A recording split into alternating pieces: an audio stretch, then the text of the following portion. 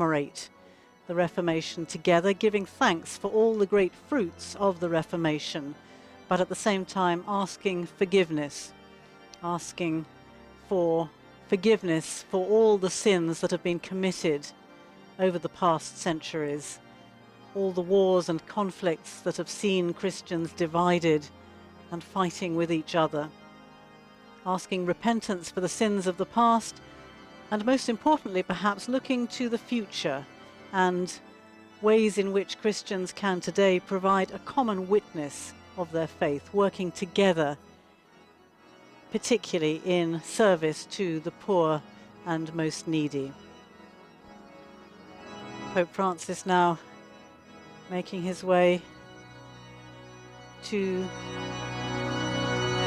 take his seat for the beginning of this celebration of Vespers, coming to you from the Basilica of St. Paul outside the walls, on the feast of the solemnity of the conversion of St. Paul and the closing of the week of prayer for Christian unity.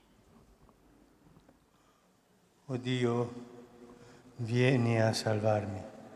Signore, vieni presto in mio aiuto.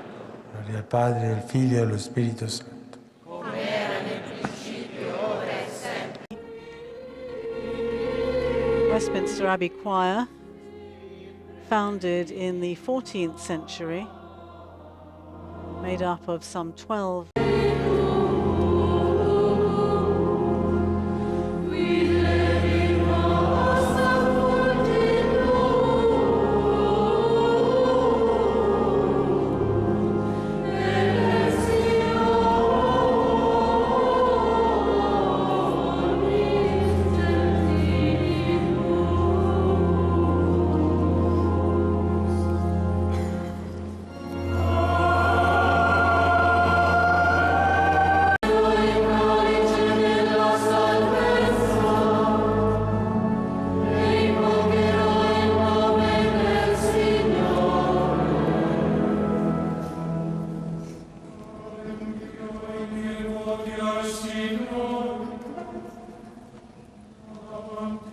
Archbishop David Moxon, Director of the Anglican Centre and representative of the Archbishop of Canterbury to the Vatican. And we listen now.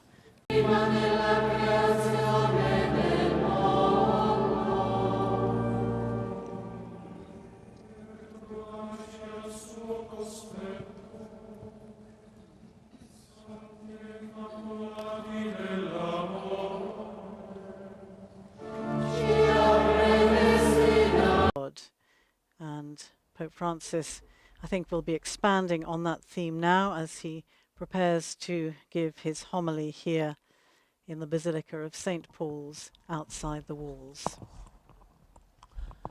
L'incontro con Gesù sulla strada verso Damasco trasforma radicalmente la vita di Paolo. Da quel momento in poi, per lui il significato dell'esistenza non sta più nell'affidarsi alle proprie. Encountering Jesus on the road to Damascus, the Pope says, radically transformed the life of St. Paul. Henceforth, for him, the meaning of life would no longer consist in trusting in his own ability to observe the law strictly, but rather in cleaving with his whole being to the gracious and unmerited love of God, to Jesus Christ, crucified and risen. Paul experienced the inbreaking of a new life, the Pope says, life in the Spirit. By the power of the risen Lord, he came to know forgiveness, confidence, and consolation. Nor could Paul keep this newness to himself, the Pope says. He was compelled by grace to proclaim the good news of the love and reconciliation that God offers for life.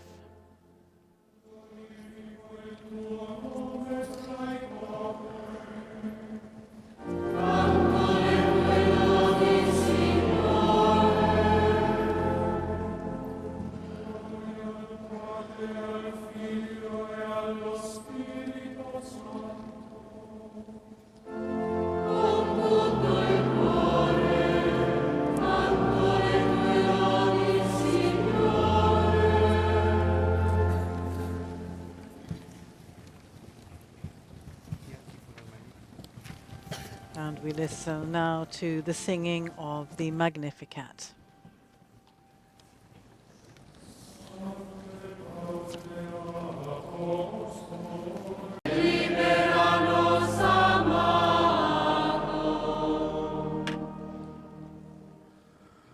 O Dio, che hai For the conclusion of this celebration of Vespers, the head of the Pontifical Council for the Promotion of Christian Unity, Cardinal Kurt Koch, will say a few words of thanks to Pope Francis. Desidero rivolgerle un caloroso saluto.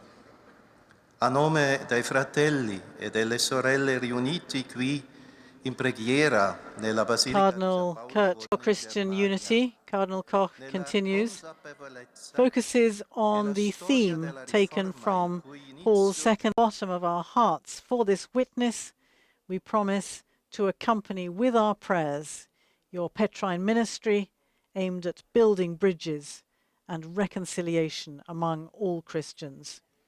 And we ask you, Holy Father, he concludes, for your apostolic blessing. The words of Cardinal Kurt Koch, President of the Pontifical Council for the Promotion of Christian Unity.